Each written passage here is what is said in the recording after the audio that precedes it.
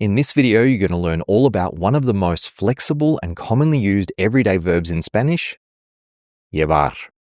Now, specifically, you're going to learn 2 ways this verb can appear in a Spanish sentence and 9 common uses. Hola, soy Andrés. I'm Andrew. Y llevo más de 20 años estudiando español, and I've been studying Spanish for over 20 years. I've also been running a Spanish school for the last 10 years called Real Fast Spanish, which has helped over 3,000 students work towards their goals of conversational Spanish. Now, this video is part of a series I've been doing lately on common everyday Spanish verbs, and the main theme of this series is the 3 verb structures you'll come across when studying Spanish. And that's normal verbs, verbs like gustar, and reflexive verbs. Now, many verbs in Spanish will appear in all 3 of these structures, but today is the second exception in the series. Llevar behaves like a normal verb and a reflexive verb. Now, in order to find a meaning for the verb like gustar structure, we need to be able to say something like, no me sale cantar. I'm not good at singing. Literally, singing does not leave to me. Or me queda mucha comida. I have a lot of food left. Literally, a lot of food is left to me. Or me pone contento verte. Seeing you makes me happy. Now, in these situations, the subject of the sentence is an inanimate object. It's an action like seeing you, or a thing like a book or a lot of food. So for llevar, we would need to find something like me lleva something, verte, or me lleva something, mucha comida. But this doesn't happen in Spanish. This means for llevar, you will find llevo, the normal form, or me llevo, the reflexive form. Now, while llevar gives us a little bit of a break without having a meaning in the gustar form, it comes with a lot of idiomatic phrases and expressions, and this is where we need to focus our attention with this verb. So starting with the regular form, llevo, the first use of llevar in this form means to carry or to transport something. For example, I'm carrying a heavy backpack. Llevo una mochila pesada. What are you carrying in the bag? ¿Qué llevas en la bolsa? Now note, in both of these examples, I've used the ing form in English. I'm carrying, you are carrying, but in Spanish, I've used llevo and llevas. Now, it is possible to say estoy llevando una mochila pesada, but Spanish doesn't use the progressive form as much as English. In most situations, llevo is what native speakers will say. It's shorter and more natural. Now, you could say estoy llevando if you really want to emphasize that something is happening right this second, or that it is out of the ordinary, like there's something unusual about you carrying a heavy backpack.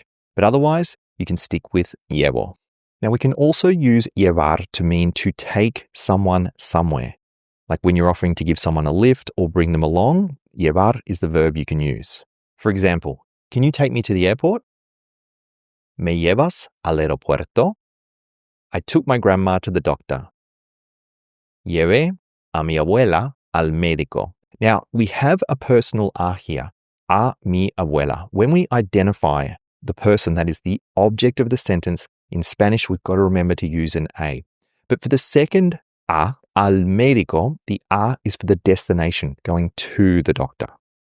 Next, we can use llevar to mean to wear, as in clothes or accessories. So, he always wears a hat. Siempre lleva sombrero. You're wearing a very stylish jacket today. Hoy llevas una chaqueta muy elegante. Next, we can use llevar to mean to lead to, as in where does something go? So that door leads to the kitchen. Esa puerta lleva a la cocina. And again, we've got 2 A's that are going to kind of come together here. Esa puerta lleva a la cocina. Do you know where this street leads, or do you know where this street leads to? ¿Sabes a dónde lleva esta calle? Now note that in English we can put like leads to at the very end, but in Spanish we put the a before donde, a donde. Now I've just done a video on word order in Spanish where I discuss this in a little more detail. I'll leave a link in the description below. Next, we have a useful structure that makes your Spanish sound really fluent. This is one of those expressions that English speakers often miss because they go for a more direct translation. But once you get the hang of it, it shows real depth in your Spanish knowledge. So that is llevar, to talk about how long something has been happening.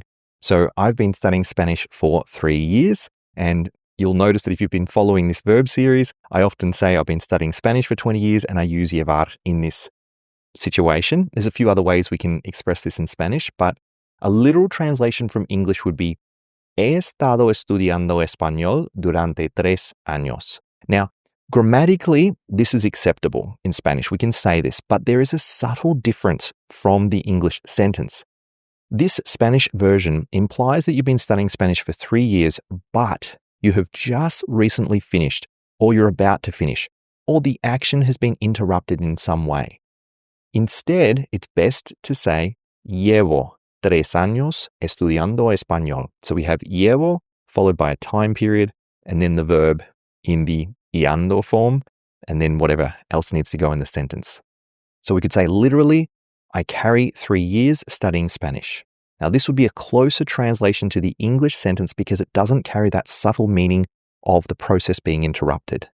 Now, a useful way that I think about this sentence and explain it to students from time to time is He estado estudiando español durante 3 años. Translating to English, I would say the best way would be I've spent 3 years studying Spanish. When we use the verb spent, this carries a meaning that's closer to Spanish because it can often imply, I've spent 3 years and now I'm doing something else. Or I've spent 3 years doing that thing. Now that got interrupted because I moved or something has changed. So I think I've spent works better for he estado something. But if you want to say that this is something you've been doing for 3 years and it continues into this day, it's better to use llevo and then the period of time. Let's look at another example. How long have you been working here? ¿Cuánto tiempo llevas trabajando aquí? Again, literally, how much time do you carry working here? For the next use of llevar, it's very useful if you want to ask what is in a dish in the case of food allergies or something like that. So you can use llevar to describe what something contains, either in terms of ingredients or contents. For example, what's in the paella? ¿Qué lleva la paella? Now, I first learned about this use of llevar myself sitting across from one of my good friends from Spain.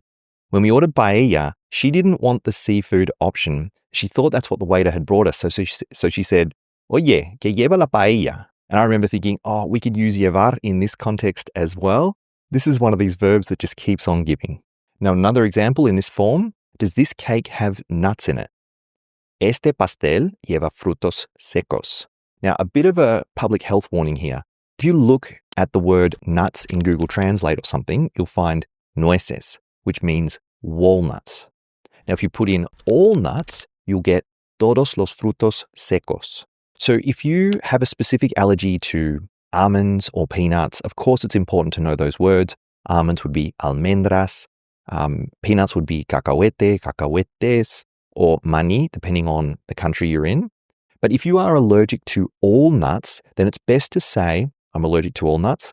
Soy alérgico a todos los frutos secos. So if you just say nueces, a waiter might think, there's no walnuts in this dish, so we're good to go. So let me know in the comments if you've ever come across this situation for talking about nuts while you're traveling throughout the Spanish-speaking world. Now let's look at the reflexive form, which looks like me llevo. Now, when llevar becomes reflexive, the meaning often changes significantly. So it's important to learn these common reflexive patterns. So the first would be llevarse bien o llevarse mal con alguien. So this would mean to get along with someone really well or to not get along with someone. For example, I get along really well with my neighbors. Me llevo muy bien con mis vecinos. They don't get along well. No se llevan bien. Or we could also say they get along terribly. Se llevan fatal. Now we can also use llevarse to mean to take something away, often without asking permission. So he took my pen without asking. Se llevó mi bolígrafo sin preguntar. They took everything from the apartment. Se llevaron todo del apartamento. Now in this case of maybe someone being robbed, we could say thieves took everything from the apartment. So we can use this construction, se llevaron, in the past. Next, we have llevarse to mean to win or unexpectedly receive something, and it could be good or bad. So you'll hear llevarse used like this when someone wins a prize, maybe gets surprised, or has a sudden emotional reaction. So she won first prize. Se llevó el primer premio. I was really surprised. Me llevé una gran sorpresa. Now note, me llevé, emphasis on that second syllable. Now we can also say, we got a huge scare. Nos llevamos un susto enorme. Now we could think of this last example as we took away a huge fright for ourselves, literally. Next, let's look at some common idiomatic expressions with llevar. So we have, first up, llevar la contraria a alguien, right? So to contradict someone or to say the opposite. So he always contradicts me. Siempre me lleva la contraria. Literally, he always carries the contrary to me. Then we have llevar una vida tranquila, sana, estresante, which would mean to live a certain kind of life. Peaceful, healthy, stressful. It depends on the situation, of course. So for example, we could say, he lives a quiet life in the countryside. Lleva una vida tranquila en el campo. I try to live a healthy life. Intento llevar una vida sana. Now, some students have asked me here, can we say intento vivir una vida sana as a literal translation from English? And this is grammatically possible, but it sounds more natural and smoother to say llevar una vida in this context of trying to lead a good life. Now, it may sound a little bit stiff to say vivir una vida. You have to have that doubling up of vivir and vida. And in general, we try to avoid that kind of thing in Spanish. Next, we have llevar a cabo, which means to carry out or to execute a plan, a project, or a task. For example, we carried out the project without any problems. Llevamos a cabo el proyecto sin problemas. Now you can think of llevar a cabo as literally to carry to the end. The word cabo in Spanish can mean head or cape, as in like the cape of a peninsula. Now I often personally think about the phrase cabos sueltos, which means loose ends. So in my head, I have these two phrases kind of linked. I've got to tie up loose ends, or I've got to take the project to the end. Llevar a cabo. Next, we have the expression llevar ventaja, to have an advantage or to be ahead. For example, we have an advantage because we know the system. Llevamos ventaja porque ya conocemos el sistema. Then we have llevar el ritmo, which means to keep the rhythm or to stay on beat. For example, I can't keep the rhythm of this song. No puedo llevar el ritmo de esta canción. Next, we have the expression llevar la cuenta, which means to keep track or to keep count. So I'm not keeping track anymore. Ya no llevo la cuenta. Are you keeping track of how many times he's done that? ¿Llevas la cuenta de cuántas veces lo ha hecho? So that wraps up this video on llevar. Creo que ahora te llevas lo esencial para empezar con el verbo llevar. If you'd like to watch the other videos in this series on everyday Spanish verbs, I'll put the playlist up here.